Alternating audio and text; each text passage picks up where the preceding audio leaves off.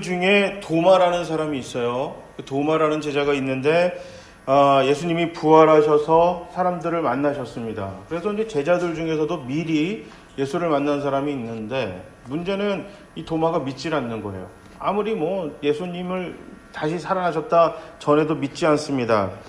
그런데 실제로 8일 뒤 예수님이 도마 앞에 나타나셨어요. 도마가 만났습니다. 그래서 이제 예수님이 이제 뭐라고 얘기하시냐면 보고도 믿지 못하니까 내 손과 옆구리를 만져봐라. 이렇게 지금 도마에게 예수님 하셨어요. 그리고 도마가 직접 그의 손으로 예수님의 손과 옆구리를 만진 후에 그가 드디어 예수를 믿습니다. 부활하신 예수를 믿고 나의 주님 하고 이렇게 고백하게 됩니다. 이런 것만 보면 어떻게 예수 제자가 스승인 예수가 죽었다 부활했는데 믿지 않을까라고 생각할지 모르겠지만 여러분 그게 당연한 거예요. 그게 당연한 겁니다. 살면서 여기 연세 오래되신 권사님들 또 이렇게 연세 저보다 훨씬 오래되신 분들 많겠지만 죽은 사람 만나본 적 있으세요? 죽었다가 살아난 사람 거의 없어요. 드문 일입니다. 그렇기 때문에 도마가 믿음이 없다기보다는 그게 평범하고 그게 당연한 거예요. 믿지 못하는 것이. 그게 당연합니다. 이게 세상에서 일어날 수 있는 당연한 일을 도마가 했죠. 그런데 그 도마나 저희나 한 가지 다른 게 있어요. 세상 사람들과. 미리 제가 이제 그 결론을 얘기했지만 세상 사람들은 하나님을 믿지 않는 사람들이고 우리는 하나님을 믿는 사람들. 그러니까 이게 뭐냐면 세상에서 일어날 법칙한 일이 우리 기독교인에게도 일어나지만 세상에서 일어나기 힘든 일도 우리 믿는 사람들과 교회 안에서는 일어나야만 한다는 거죠. 근데 도마가 그것을 직접 경험하고 나서 믿었다라고 이제 성경에서 적었는데 정말 신기한 일이잖아요. 신기한 일인데 이게 하필이면 다른 성경에는 없고 요한복음서에만 이것이 드러나 있습니다. 그리고 오늘 본문 1장 1절에 보면 도마를 연상시킬 수 있는 이야기로 처음 이것을 시작이 됩니다. 이거는 그냥 도마가 믿지 않았다라는 것을 얘기하려는 것이 아니라 더 중요한 게 있어요. 자, 사도 요한이 오늘 본문뿐만 아니라 사도 요한이 썼던 세 가지 성경이 있는데 이게 요한복음, 요한 1, 2, 3서, 요한계시록입니다. 그런데 이 사도 요한이 이 글을 쓸 때 이거 상황이 굉장히 녹록지가 않았습니다. 자, 외부적으로는 지금 로마가 기독교인들을 괴롭히기 시작합니다. 자, 이전까지는 유대인들이 기독교를 탄압했다면 이거는 비교할 수 없는 존재가 드디어 등장한 겁니다. 교회만 탄압한 게 아니에요. 로마 황제를 신으로 섬기지 않는다면, 로마 황제만 신으로 섬기지 않는다면 그 누구도 상관없이 로마가 잡아서 고문하고 죽이기 시작합니다. 그러니까 이게 비교할 수 없는 지금 이제 핍박이 시작이 된 겁니다.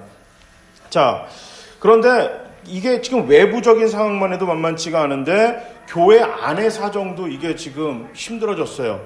이게 교회 안에서 어려움이 처하다 보니까 이게 이상한 흐름이 나타나기 시작하는데 자, 그 잘못된 믿음들이 교회 안에서 넘쳐나기 시작합니다. 지금도 이단이라고 불리는 이제 존재들이 굉장히 많잖아요.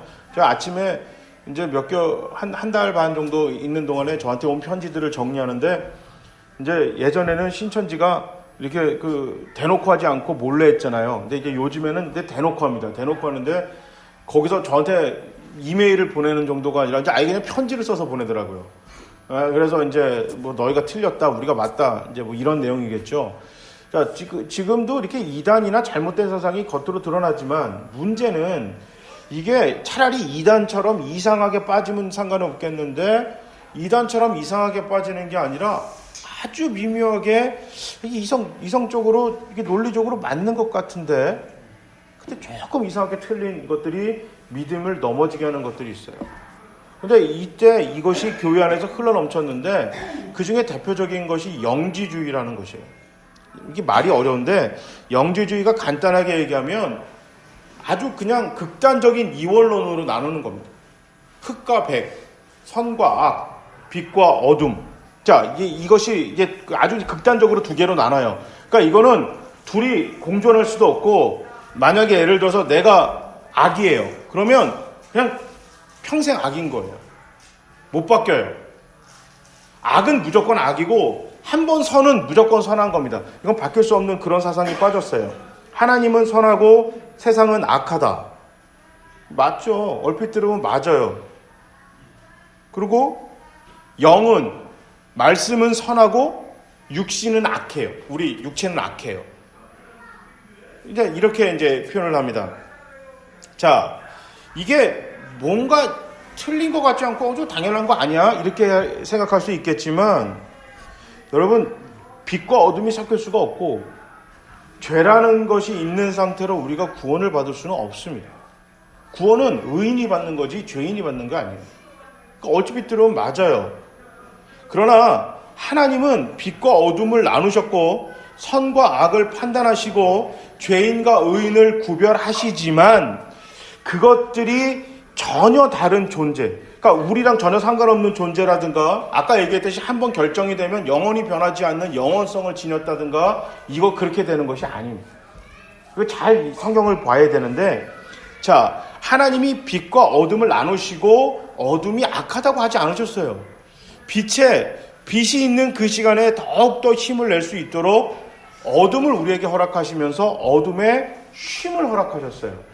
그래서 하나님이 천지를 창조하시고, 자, 밤이 되고 낮이 되니 하루고, 그 다음에 하나님께서 밤에 만드시는, 창조하는 일을 안 하세요. 은연중에 쉼에 대해서 이야기를 하시고, 그 다음에 7일째 되는 날은 쉬었다라고 하지만 밤에는 사람이 빛 가운데 거할 수 있도록, 그때 힘을 내 살 수 있도록 어둠에 쉼을 허락하셨어요. 그러니까 빛이 무조건 좋고 어둠은 무조건 나쁘다? 그렇게 얘기하는 것도 문제가 있는 것입니다. 그러니까 빛과 어둠은 따로 떨어뜨려 놓고 생각할 수도 없죠. 자, 죄인과 의인도 마찬가지예요. 죄로 인해 하나님 관계가 단절됐죠. 이게 우리가 죽었다라는 표현이잖아요. 그 성경에서 죄라는 거는 하나님과의 관계 단절입니다.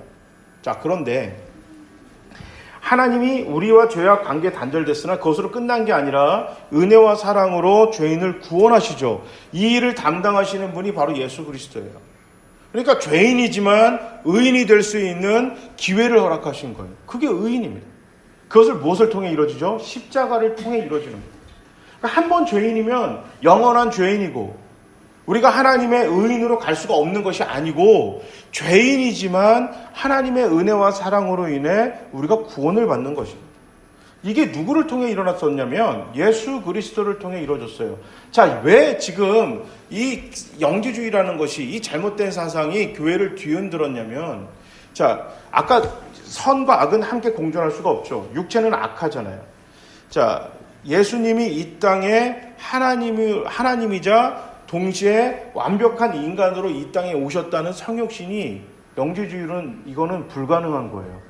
인간의 육신 안에 선한 하나님이 들어온다는 것, 함께 공존한다는 것은 있을 수가 없습니다. 왜냐하면 육체라는 것 자체가 이미 더럽고 악하기 때문에. 더럽고 악해요. 그러니까 쉽게 말해서 그래요. 그러니까 우리가 예수를 안 믿는 친구들하고 놀면 마치 자녀가 타락하고 잘못되는 것처럼 그렇게 굴어요.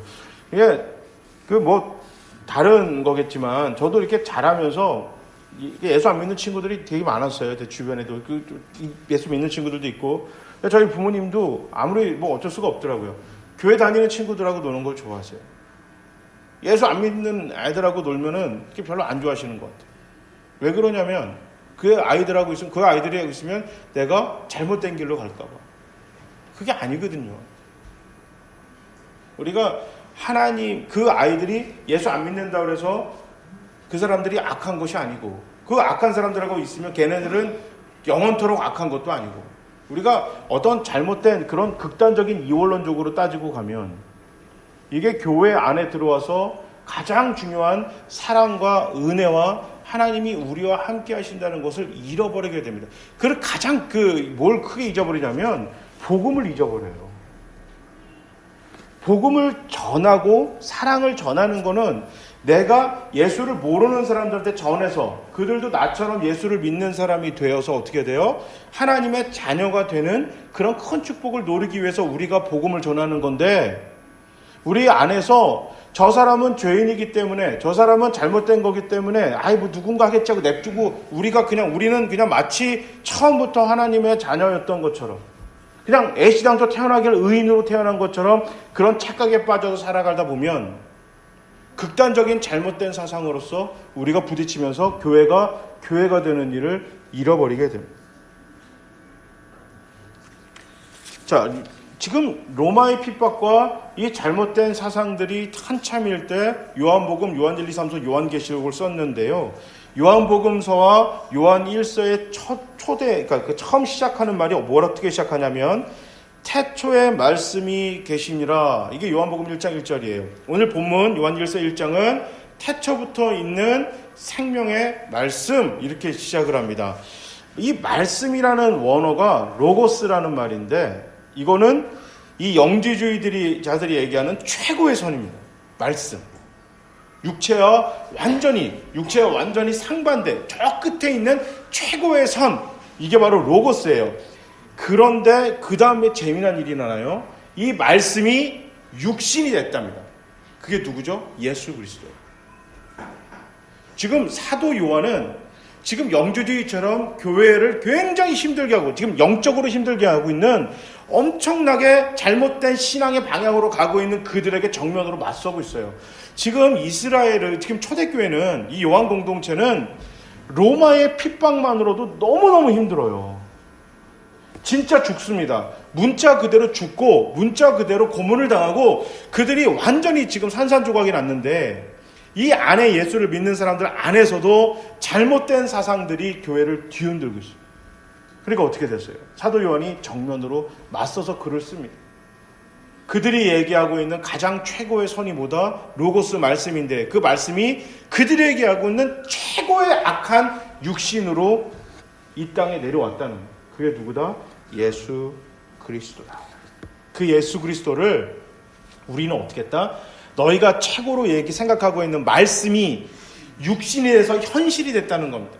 육신이 됐다는 이때 현실이 돼서 그 말씀의 현실을 내가 만지고 보고 살폈다는 겁니다. 이 도마의 이야기를 하고 싶었던 거는 우리가 살고 있는 진짜 생활의 현실에서 하나님의 말씀을 진짜 만나고 보고 살핀 적이 없기 때문에 못 믿는 거예요. 예수의 제자였어도 못 믿어요. 지금 로마의 핍박 때문에 힘들어하고 있는 요한 공동체에게 사랑이 메말랐어요. 하나님과의 관계가 멀어지고 있습니다. 기독교인 한 공동체 안에서 서로가 서로를 이해하지 못하고 사귐이 없어요. 사랑이 없는 그 상황에서 사도 요한이 오늘 본문뿐만 아니라 이 요한복음, 요한계시록, 요한 1, 2, 3서를 쓰면서 사도 요한이 하고 싶었던 얘기는, 말씀이 현실이 될 때, 우리 교회를 통해서, 기독교인을 통해서 하나님의 말씀이 현실이 될 때, 세상에서 당연하게 여기는 것, 세상에서 당연하게 여기지 않는 것을 뛰어넘는 하나님 말씀의 현실이 이루어질 것이다. 지금 이 이야기를 하고 싶은 거예요.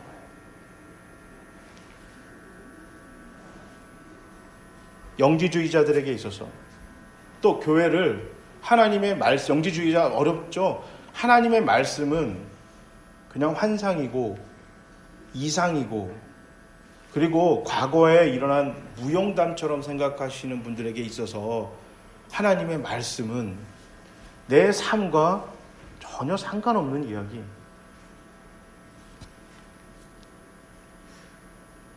아무리 예수님이 이 땅에 인간으로 오셨고 나사렛이라는 곳에서 태어나서 거기서 30년간 사셨고 십자가 달려 고난받으시고 죽으셨던 그 일이 실제라고 이야기를 해도 그건 나랑 전혀 상관없는 현실이기 때문에 내 삶이랑 내 진짜랑 내가 하루하루 살아가는 오늘의 내 삶이랑 하나님 말씀이랑 그분의 삶이랑 전혀 상관없기 때문에 그의 말씀이 내 눈앞에 다가와서 내 손을 만지고 내 옆구리에 손을 넣어보라 해도 믿어지지가 않아요. 머릿속에서만 진리가 있는 거예요. 입술에서만 진리가 있어요. 지식적으로만 진리가 있어요. 삶에는 없어요. 내 손과 발은 내 그 하나님 말씀이 현실이 되어 있지 않습니다. 내 얼굴 표정은 하나님 말씀이 현실이 되어 있지가 않아요. 내 지갑은 하나님 말씀이랑 전혀 거리가 먼 우리들의 삶으로 살아가고 있습니다. 교회에서 나와서 하나님의 말씀을 듣고 하나님의 은혜를 생각할 땐 그냥 우리가 지적으로, 감정적으로만 우리가 받아들일 거라고 생각을 하는 거예요. 진짜 그것이 하나님의 말씀이 세상으로 나가서 그 말씀이 이 악한 세상에 들어가서 그 악한 세상을 하나님이 기뻐하시는 세상으로 바꿀 수 있는, 그 현실로 그렇게 이뤄낼 수 있는 것들을 실제로 기대하지가 않습니다. 왜냐하면 그렇게 살 생각이 없기 때문이에요. 그것을 결단할 생각이 없습니다. 훨씬 더 중요한 것을 이야기를 하고 있는데, 신앙의 진리는 우리의 삶과 연결되어야만 하는데 그냥 좋은 이야기로 끝나는 거예요. 그건 그냥 그런 이야기고, 그거 어떻게 그렇게 살아요? 여러분, 하나님이 주신 말씀이 천지를 창조하라고 하지 않으셨어요, 우리한테. 죽은 사람 살려내라고 안 했습니다. 물 위를 걸으라고 안 하셨어요. 요한 1, 2, 3서, 또 요한계시록, 요한복음을 쓰는 사도 요한이 지금 처해져 있는 상황이요. 지금 이 만만치가 않습니다. 자, 사도 요한은 지금 로마에게 제 첫 번째 타겟으로 정해졌어요. 예수님의 진짜 제자들이니까. 그래서 잡혔습니다. 그래서 심한 모진 고문을 당하고 반모라성이라는 섬에 지금 유배되어 있어요. 유배되어 있단 말이에요. 그러니까 지금 세상적인 눈으로 보면 사도 요한은 망한 사람이에요.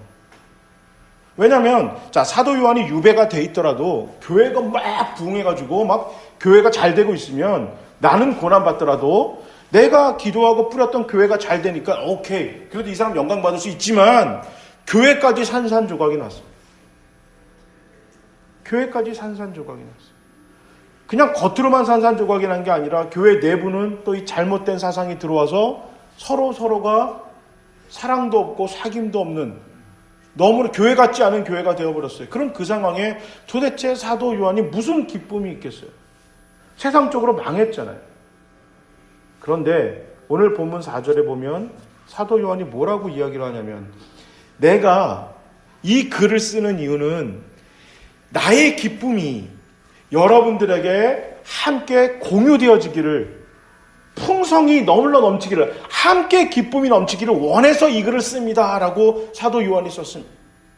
기쁨일 수 없는 사정, 지금 기쁨이 넘칠 수 없는 사정에 사도 요한은 기쁘다는 겁니다.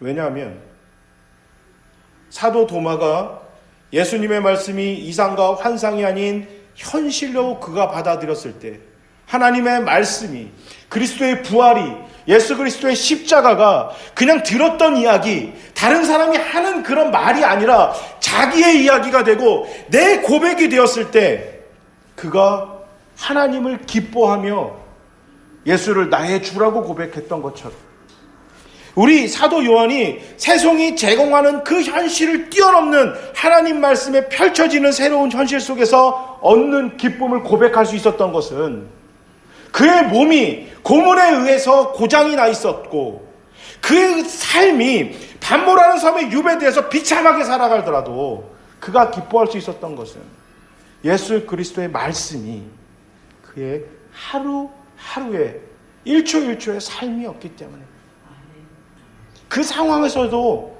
그가 교회에게, 그리스도인들에게 당당하게 얘기하는 것은, 세상과 맞서 싸워라, 칼을 들어라, 야, 잘못한 사람이 있다면, 교회를 힘들게 했던 사람이 있다면, 교회를 배반한 사람이 있다면 버려라, 이 이야기를 한 것이 아니라,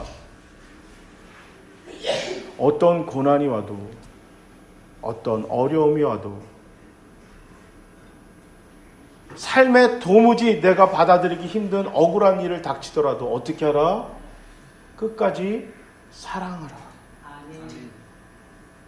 누구의 사랑으로? 예수 그리스도가 우리를 사랑하는 그 사귐으로. 3절에서 이야기하는 하나님의 말씀은 사귐이다 라고 그랬어요. 교제라는 거예요. 교제. 연애하듯이 교제하는 것입니다. 말씀과 연애하는 것입니다. 말씀을 살피는 것입니다. 말씀을 만지는 것입니다. 말씀을 보는 것입니다. 그래서 그 말씀이 목사 입에서 나오는 그냥 좋은 이야기가 아니라 진짜의 삶이 되어줄 수 있도록 고백하는 것입니다. 이게 굉장히 어렵지만 그렇게 할 때 사도 요한이 고백했던 그 기쁨의 고백이, 사도 도마가 고백했던 그 기쁨의 그 고백이 나의 고백, 우리 교회의 고백이 되어줄 수 있는 것입니다. 잘못된 사상과 편견이 교회를 뒤흔듭니다. 요새 이렇게 보면 입으로도 이렇게 거론하기 싫은 이야기들이 이 교회 안에서 나와요. 주범이 교회예요. 이거 그런 일이 있었을 거라는 거는 세상에서도 없을 법한 이야기, 그런 뉴스들이 교회 안에서 드러나요. 그리고 뉴스에는 나오지 않지만 한 사람 한 사람들의 기독교인의 삶이 과연 예수가 없는 세상에 어떤 현실로 살아가고 있는지 우리가 한번 되짚어봐야 합니다.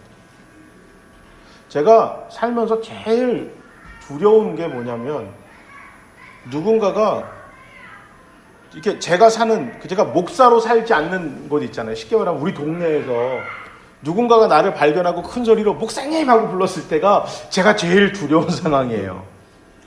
과연 어떻게 할까? 우리 자녀들이 제가 목사인 걸 잘 알잖아요. 스스로 혼자 생각할 때 기독교 선배이자 신앙의 어떤 영적 리더라고 불리는 존재하는 그 한 남자의 삶을 보고, 평범한 그의 삶을 보고 과연 거기서 하나님 말씀을 발견할 수 있는가? 하나님 말씀을 발견해 줄지 못하니까 하나님 말씀이 아닌 다른 것을 자꾸 주려고 그래요. 돈, 권력, 명예, 아니면 그 세상에서 보험직도 하고 먹음직도 하고 지혜롭게 할 만큼 탐스러운 것들에만 미쳐 있는 거예요. 왜냐하면 하나님 말씀이 내 삶의 현실이 안 되니까 하나님이 아닌 다른 걸로 자꾸 주려고 채워지는 것입니다. 교회가 되고 성도가 될 때 그곳에 하나님의 말씀이 현실이 되어지는 교회, 하나님의 말씀이 그래서 삶으로 진짜 이어지는 성도들의 삶 속에서 풍성한 기쁨, 생각지도 못하는 그 기쁨들이 넘쳐 흐를 때 세상은 교회를 보고 칭찬하고 하나님의 사랑을 발견하고 교회로 돌아오게 되는 거죠. 그런데 교회가 하나님 말씀을 못 주니까 자꾸 다른 걸 주려고 그래요. 화려한 건물, 이렇게 많은 사람들이 그냥 일상 삶을 못하니까 무슨 크리스마스, 부활절 이럴 때만 돼가지고 어려운 사람들 도와주는 구제. 다시 말해서 52주 중에 절기라고 불려지는 한 5번, 6번의 절기를 제외하고 나머지 40 몇 주간의 그런 주일은 하나님이 발견되어지지 않는 예배, 하나님이 사라진 그런 우리들의 신앙의 설교, 365일 중에 대부분의 우리들의 삶은 하나님 말씀과 관계없게 살아가기 때문에 내 안에 기쁨이 조건적이 되는 것입니다. 다시 말해 예수 없어도 괜찮은 기쁨에만 기뻐할 수 있는 겁니다. 아니, 돈 많아가지고 기쁘지 않을 사람이 어디 있겠어요? 돈 많아서 기쁘지 않을 사람이 어디 있겠어요? 건강해서 기쁘지 않을 사람이 어디 있겠어요?